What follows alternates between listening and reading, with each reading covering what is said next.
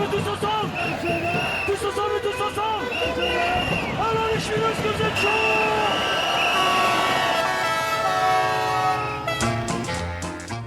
Depuis le village des irréductibles cheminots cheminotes, notre message au monde, on lâchera rien. C'est des dangereux syndicalistes.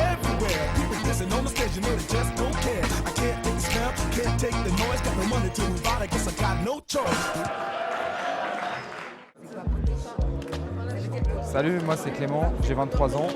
Je suis au syndicat de Paris Rive Gauche, je suis dépanneur auxiliaire climatisation sur les TGV. Pour moi ce congrès c'est un peu le congrès du virage parce que l'entreprise elle est en train d'exploser et il faut qu'on adapte notre syndicalisme à tout ça pour continuer de se battre.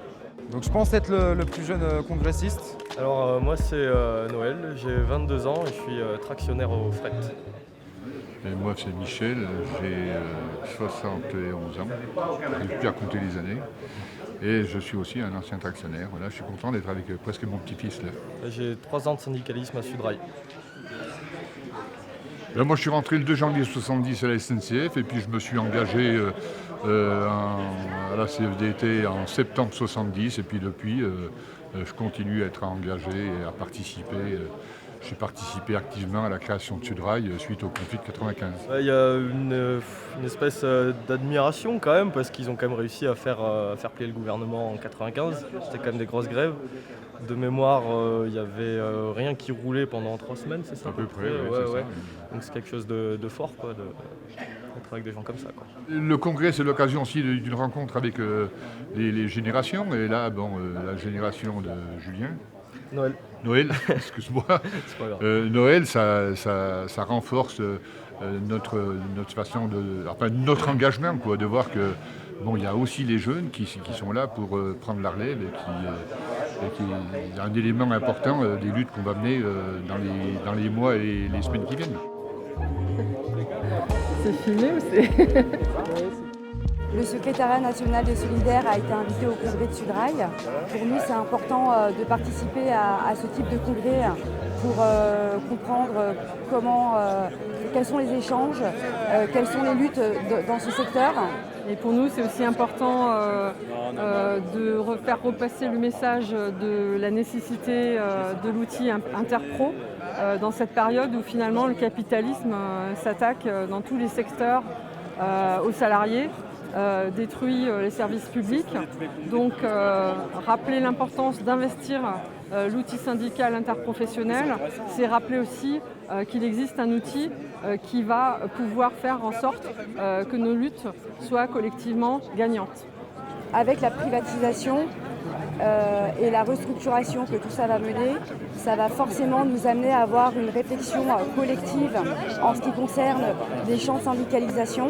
Le syndicalisme de transformation sociale qu'on porte passe aussi par une réflexion sur nos propres pratiques au sein des syndicats.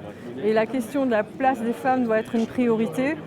Ça réinterroge aussi les questions de démocratie interne et les questions aussi de partage de la parole. Et ça nous paraissait aussi fondamental dans un secteur qui est fortement masculin, d'avoir aussi ces propos pour les camarades femmes qui sont présentes.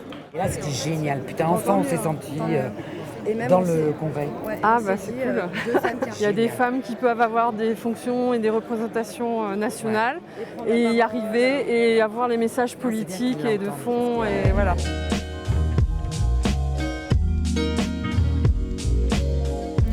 Salut à tous, Rachid, président de l'association Exclus Solidaires et délégué Sudrail. Je suis agent départ et manœuvre sur la gare de Paris-Est. Et donc octobre 2016 avec les copains, on a décidé de monter l'association Exclus Solidaires. On en avait marre de voir un peu toute cette précarité qu'il y avait autour de nous, notamment sur notre lieu de travail, entre les sans-abri qui viennent chercher de quoi manger directement dans les poubelles ou juste venir chercher du lien dans nos gares, étant donné qu'elles sont ouvertes de très tôt le matin à très tard le soir. Est-ce que ce ne serait pas un peu aussi notre rôle de se bouger pour les plus défavorisés? On le fait à l'intérieur de l'entreprise pour les copains qui sont à Daquet. Et nous, via l'association, on vient derrière en plus pour ceux qui sont les moins bien lotis, donc ceux qui se retrouvent en demi-solde, en galère suite à des divorces, suite à des séparations douloureuses, de la maladie. On se retrouve à faire des paniers repas, des appels aux dons. Donc pour nous, il est très important en tant que délégués syndicaux, cheminots, hommes, femmes, de ne pas laisser le terrain de nos gares à des associations dites d'extrême droite qui viendraient servir des soupes aux cochons. La première lettre de Sudrail, c'est solidaire. Et je voulais donc vous lancer un défi pour 2020.